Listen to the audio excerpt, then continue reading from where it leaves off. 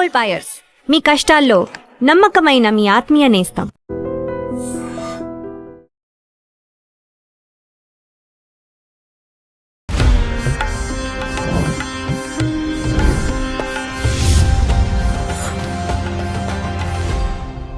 ఐడ్రీమ్ ప్రేక్షకులకు నమస్తే. దైవానుగ్రహం కార్యక్రమానికి స్వాగతం. నేను దేశ్రీ. ఇవాళ మనతో పాటు స్టూడియోలో వాస్తు జ్యోతిష పంచాంగకర్త అయినటువంటి పళ్ళావజ్జల శ్రీరామకృష్ణ శర్మ గారు ఉన్నారు. మాట్లాడదాం. నమస్తే అండి. నమస్తే అమ్మా. మనకి బల్లి శాస్త్రం గురించి ఇవాళ మాట్లాడుకుందాము. బల్లి శాస్త్రం అనేది ఈ బల్లి గురించి ఏం చెప్తుంది? ఇంత చిన్న బల్లిని చూసి ఇంత పెద్ద మనుషులు భయపడిపోతూ ఉంటారు. దాన్ని చూడగానే మనకు ఒక జుగుప్సాకరంగా అనిపిస్తుంది. ఎందుకు అట్లా అనిపిస్తుంది? బల్లిని చూసి ఎందుకు అందరూ భయపడతారు? ఏం చెప్తుంది బల్లి శాస్త్రం? అంటే అది బల్లి శాస్త్రం అనేటువంటిది ఒక అంటే శాస్త్రాల్లో మళ్ళీ ఉపశాస్త్రం అని ఉంటాయి. దాని పార్ట్లో మళ్ళీ సబ్ పార్ట్, అందులో ఒక భాగము. అయితే ఇది శాస్త్ర విహితము కాదు. ఇది ఒక అనుభవపూర్వకంగా ప్రాక్టికల్గా ఉండేటువంటి యొక్క విషయం. దీన్ని గౌళి పతనము అంటారు. ఇప్పుడు బల్లిపాటుతనం అని రాస్తున్నారు పంచాంగంలో. ఒకప్పుడు పాత పంచాంగంలో గౌళి పతనం అని రాసేవారు. అంటే సంస్కృత పదము. గౌళి బల్లి.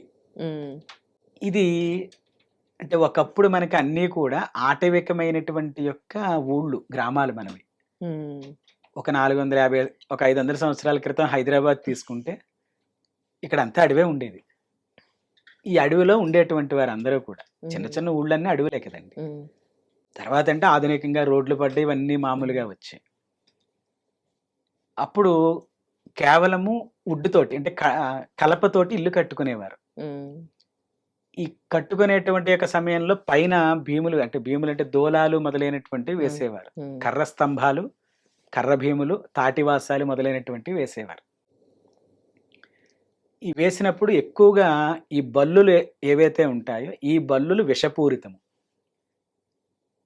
బల్లిలో విషం ఉంటుందండి. అవునంటారు. నోట్లో విషం ఉంటుంది, కంఠంలో విషం ఉంటుంది, వాటికి తోకలో కూడా విషం ఉంటుంది.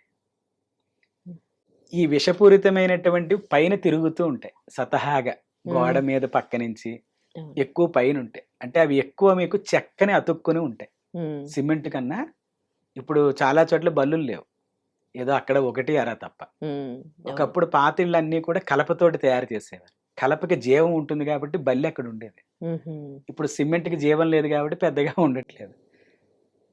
బల్లి పతనంలో మగవాళ్ళకి కుడివైపు పడ్డట్లయితే శుభ ఫలితాలు చెప్పుకుంటూ వెళ్ళారు, ఆడవాళ్ళకి ఎడమవైపు పడినట్లయితే శుభ ఫలితాలు చెప్పుకుంటూ వెళ్ళారు.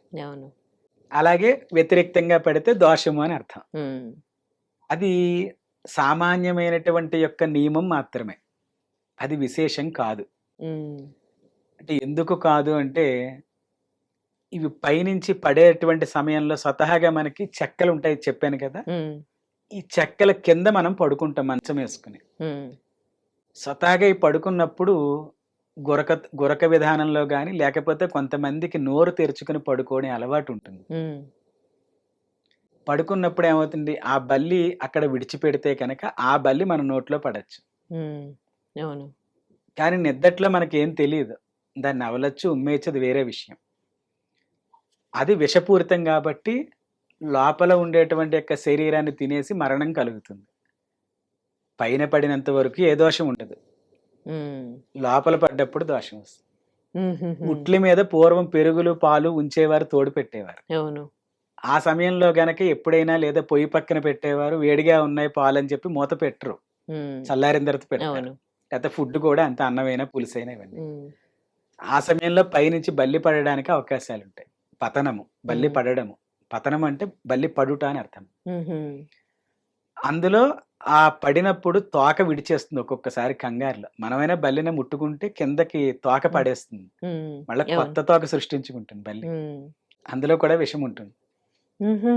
చాలా చూసుకోవాల్సినటువంటి విషయం. అందువల్ల బల్లి వెళ్ళిపోతుంది, తోక పులుసులో ఉండిపోతుంది, పాలల్లో ఉండిపోతుంది. తద్వారా విషపూరితం అవుతుంది ఆహారం. అంటే ఎక్కువ మీకు ఆటవిక జాతుల వాళ్ళకి చెప్పబడినటువంటి యొక్క విషయం. మన శరీరం మీద బల్లి ఎక్కడ పడ్డా దోషమే ఉండదండి. మరి ఎందుకు బల్లికి సంబంధించి ఒక బుక్కే అంటే ఉంటది, ఇక్కడ పడితే ఇదే ఇవన్నీ జరుగుతది. కూడా జాగ్రత్తల కోసం చెప్పినటువంటి యొక్క విషయం. అంటే భయపడకుండా ఉండడం కోసం.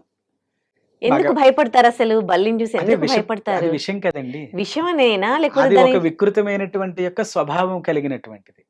ఓకే. అందుకోసం భయం ఉంటుంది. ఉమ్, చాలా మందికి పామన్నా కూడా భయమే కదా. ఉమ్, అది వికృతంగా ఉంటుంది. ఓకే. కొంతమందికి కుక్కలంటే భయం. మరి బానే ఉంటుంది కుక్క. అవును. అది వికృతంగా ఉండదు.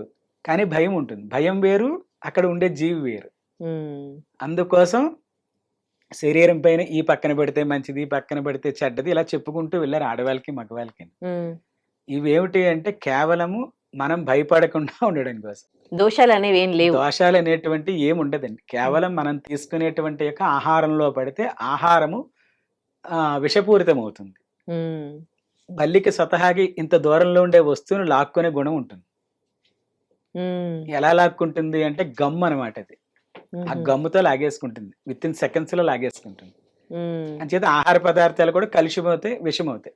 ఉమ్, అంచేతనే ఒక్కొక్క చోట మీకు పెద్ద పెద్ద ఆఫీసుల్లో వీటిలో వంటలు చేస్తే బల్లి పడిందని చెప్పేసి మీకు ఆ ద్రవాన్ని పారపోసేస్తూ ఉంటారు. ఉమ్, అందుకే అవును. మూతలు పెట్టుకోమంటారు.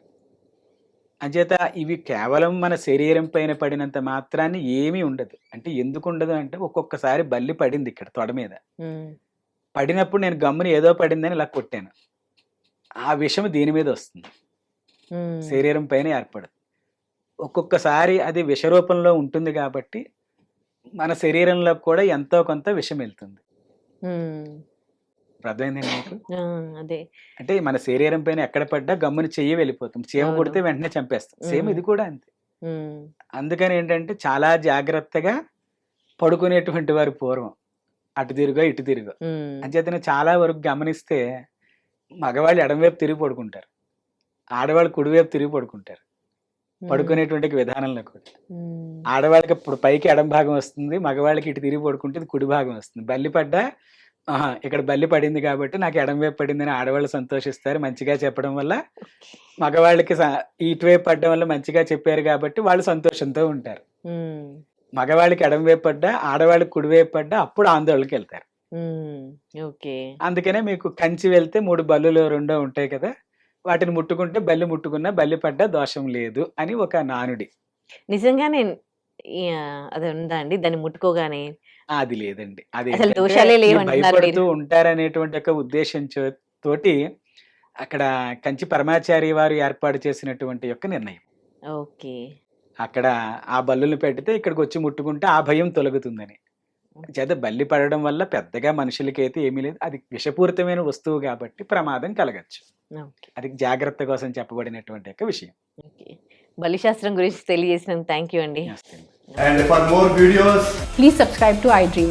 Please subscribe to iDream. Please subscribe iDream. And please subscribe to iDream. For more videos, subscribe to iDream. please like, share, and subscribe to the channel. Congratulations, iDream. Subscribe to iDream. Subscribe to iDream. So subscribe to iDream Media. iDream ki iDream team andarki huge congratulations. Please subscribe iDream Media. Please subscribe to iDream. Subscribe iDream. Please subscribe to iDream. iDream అంటే నా కళల channel subscribe చేసుకున్న నోరు తిరుగుతలేదు. మీరైతే గంట గుర్తు కొట్టండి. For more such videos, please subscribe to iDream. Subscribe to iDream. Please subscribe to iDream. Please subscribe iDream Media. Please do subscribe to iDream. Please subscribe to iDream Media. For best entertainment and information, please subscribe iDream. And don't forget to subscribe to iDream.